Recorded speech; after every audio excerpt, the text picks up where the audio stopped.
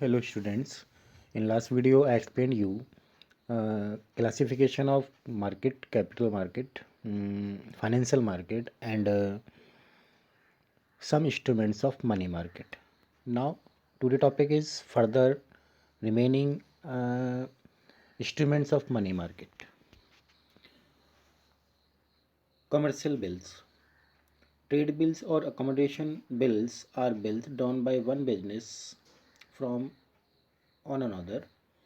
Student commercial bill जो है वो बिजनेसमैन द्वारा वन बिजनेसमैन द्वारा drawn to on the other businessman यानी कि एक व्यापारी दूसरे व्यापारी पर ड्रॉन करता है, लिखता है. These are common instruments use in credit purchase and sale. Credit purchase और सेल्स के लिए जो है ये कॉमन इंस्ट्रूमेंट्स है. These have short term maturity. ये commercial bill short term maturity का होता है. Period generally 90 days and can be discounted with bank even before the maturity period. यानी कि मैच्योरिटी पीरियड से भी पहले इसको डिस्काउंट किया जा सकता है बैंक से. These are negotiable instruments and can be easily transferred. Student commercial bill जो है ट्रांसफरेबल है. The drawee of bill honours the bill on due date. Due date पर इसको ऑनर्स कर सकता है यानी कि ले सकता है, यानी कि आपका पेमेंट ले सकता है. A trade bill is nothing but written acknowledgement of डेप्ट वेयर द मार्केट और ड्रॉयर मेकर और ड्रॉयर इंस्ट्रूमेंट्स और डायरेक्ट द पे और drawee to make payment within a fix period of time. Student trade bill जो है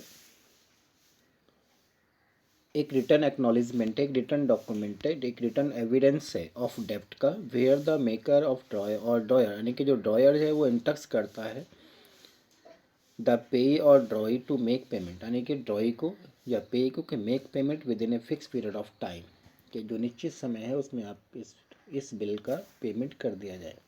the drawee accept the bill. Drawee उस bill को accept करता है and becomes liable to make payment on due date. Due date पर उस bill का payment made करने के लिए लायबल होता है. Next is commercial paper. The commercial paper was introduced in India for the first time in 1990. Student India में commercial paper सबसे पहले 1990 में इंट्रोड्यूस हुआ. It is an unsecured promissory note. ये आपका अनसिक्योर्ड है. इशूड बाय पब्लिक और private sector companies. इसको गवर्नमेंट और प्राइवेट सेक्टर की कंपनीज इशूड करती हैं. With a fixed maturity period which varies from 15 day to 1 year यानी कि 15 डे से लेकर 1 ईयर तक का इसका मैच्योरिटी पीरियड होता है. Since commercial papers are unsecured, so these can be issued by companies having good reputation and credit worthiness. एजुन स्टूडेंट की अब कमर्शियल पेपर जो है अनसिक्योर्ड होता है, इसलिए जो रेपुटेटेड कंपनीज हैं या जिसकी क्रेडिट वर्दीनेस बहुत स्ट्रॉन्ग है ना, तो दोज कंपनीज इशूड दीज आपका commercial paper. The commercial banks and mutual funds are the main investors of commercial papers. जो कमर्शियल पेपर में इन्वेस्ट करते हैं मोस्टली वो आपका म्यूचुअल फंड्स और जो हमारे कमर्शियल बैंक से ये इन्वेस्ट करते हैं. The funds raised through commercial paper are use to meet the flotation cost. That amount which are raising through the आपका commercial paper that will be used flotation cost of raising funds. This is known a bridge financing. इसी को bridge financing कहा जाता है. For example firm wants to raise long term funds to buy a new office building and machinery. Suppose अगर कोई firm अपना new office और building purchase करने के लिए फंड्स को लॉन्ग टर्म फंड्स को रेजिंग कर रही है, तो to raise long term funds by issue of shares debentures the company will have to incur flotation cost. यानी कि इशू करने के लिए एक लॉन्ग टर्म सिक्योरिटीज़ को इशू करने के लिए जो पैसा खर्च होता है, जो फंड खर्च होता है, उस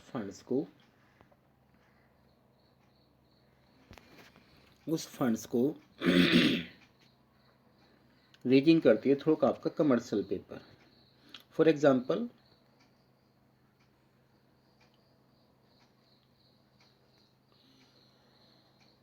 such as brokerage commission, printing of prospectus, etc. The firm can meet this cost by issue of commercial papers. अगर इन सब की एक्सपेंस को, जैसे आपका ब्रोकेज है, कमीशन है, प्रिंटिंग और प्रोस्पेक्टस है, इन सब के एक्सपेंस को वो कमर्शियल पेपर्स के थ्रू रेजिंग करती है। Next is main purpose of issuing commercial paper are meeting flotation cost. जो मेन पर्पज है इस इंस्ट्रूमेंट्स का, जो हमारा फ्लोटेशन कॉस्ट है उसको मीट करना।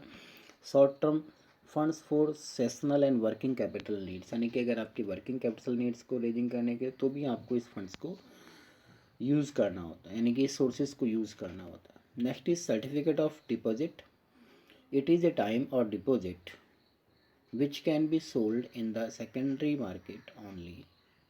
Secondary market only a bank can issue certificate of deposit. Student सिर्फ बैंक ही इसको इशूड करता है, यानी कि it is a bearer certificate और डॉक्यूमेंट टू टाइटल। आपका बेरर सर्टिफिकेट, आप इसको आसानी से ट्रांसफरेबल कर सकते हैं। It is also a negotiable instrument and can be transferred easily. CD is issued by banks against the आपका deposit kept by companies and institution. Bank जो है इस सर्टिफिकेट ऑफ डिपॉजिट को इशूड करता है उस फंड्स के against which have you deposit in the आपका bank. The time period of CD range from 91 days to 1 year, यानी कि 91 डेज से लेकर 1 ईयर तक का इसका मैच्योरिटी टाइम पीरियड होता है। This can be issued to individual, corporation and companies during period of light liquidity, यानी कि ये उन कंपनीज़ को या इंडिविजुअल्स को होता है जिसको during period of tight liquidity, यानी कि उसको क्विकली लिक्विडिटी यानी कि फंड्स को कन्वर्ट करना है। When the deposit growth of bank is slow but the demand of credit is high. वो कहता है कि when the deposit growth of bank is slow, bank की ग्रोथ डिपॉजिट स्लो है but the demand for credit is high, लेकिन उसकी demand जो है क्रेडिट की वो हाई है। तो these are the money market instruments. Secondly students के difference between certificate of deposit and fixed deposit, दोनों में क्या डिफरेंस है। Certificate of deposit are freely negotiable, आप इसको कहीं भी ट्रांसफ़र कर सकते हैं। एंड इट इज़ FD जो है, जो फिक्स्ड डिपॉजिट है, वो आपका आर नॉट फ्रीली निगोशिएबल्स।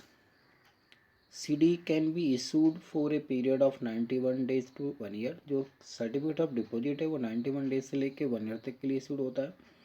और जो फिक्स डिपॉजिट है, द टाइम डिपॉजिट है, may be issued for a minimum period of 14 days and minimum there is no limit. मतलब मिनिमम तो 14 डेज के लिए, मैक्सिमम नो लिमिट। जैसे CDs are issued at a discount on the actual amount of deposit held. जो certificate of deposit है वो आपका discount पर इशूड होता है। एंड फिक्स डिपॉजिट या time deposit are issued for a actual amount of deposit held, वो actual amount पर डिटेल्ड होता है। नाउ द क्वेश्चन इज के टू होम यूज आपका which sources of finance. Just like government and semi sector जो हैं, government sector और semi government sector जो है वो ट्रेजरी बिल्स को यूज़ करते हैं, गवर्नमेंट सिक्योरिटीज़ को यूज़ करते हैं, पब्लिक सेक्टर यूनिट बॉन्ड्स को यूज़ करते हैं टू रेज आपका funds. Whereas private companies जो हैं वो ट्रेड बिल्स को यूज़ करते हैं to raising funds, commercial papers को यूज़ करते हैं टू रेजिंग फंड्स, एंड आपका सर्टिफिकेट ऑफ डिपॉजिट को यूज़ करते हैं टू रेजिंग फंड्स। एंड जो बैंक फील्ड्स है, जो बैंक्स आपका सेक्टर्स है, वो कॉल मनी को यूज़ करता है to raising funds from one bank to another. It's clear.